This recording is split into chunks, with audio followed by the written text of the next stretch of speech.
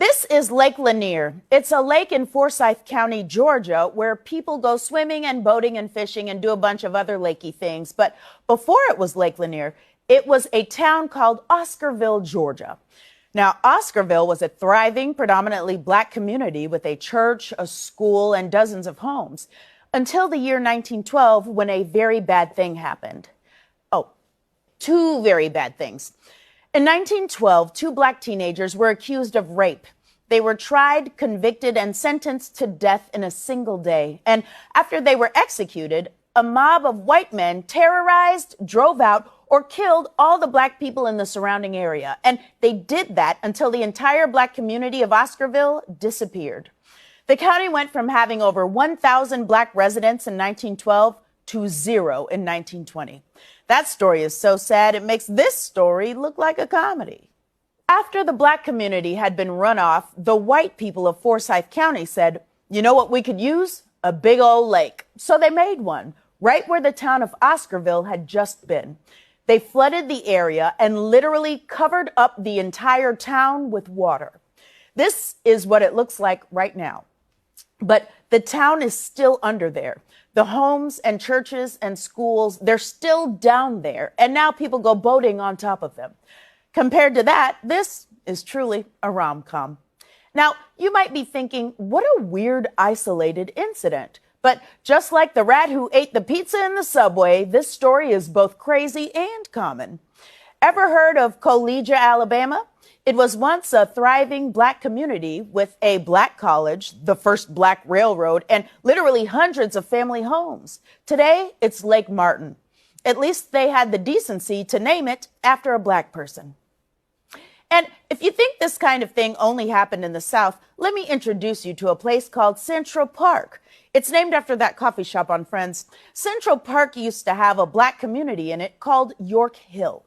But the city of New York destroyed York Hill so that they could build the Central Park Reservoir. Because if there's one thing New York needs, it's another place for ducks to hang out. But if you come here, don't try and feed those ducks. They are very aggressive.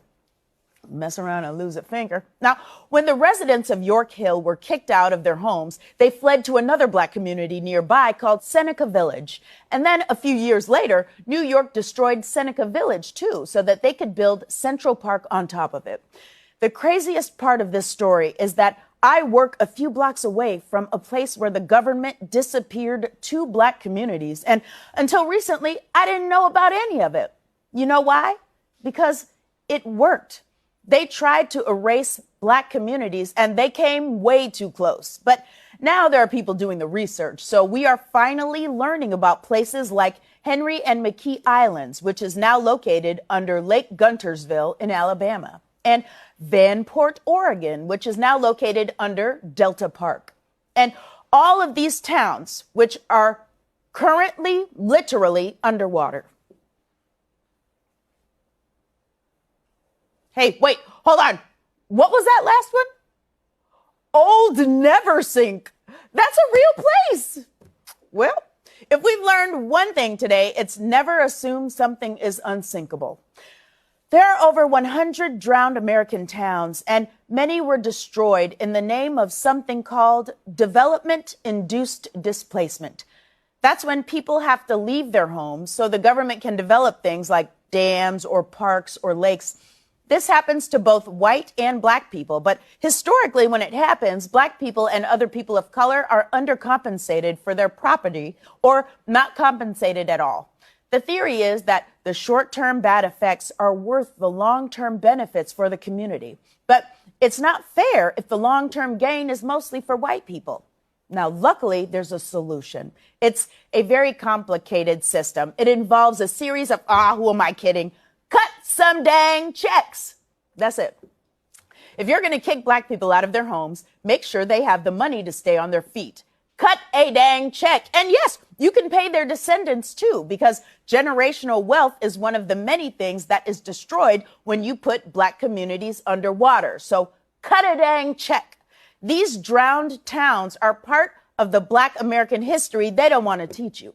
It's ugly and it's gross, and we don't even know all of it. And the more we find out, the harder it is to love this place that would do those things to so many people. And if you're feeling this way, which I often do, you can try loving what this country could become instead. Our history may be full of pain, but our future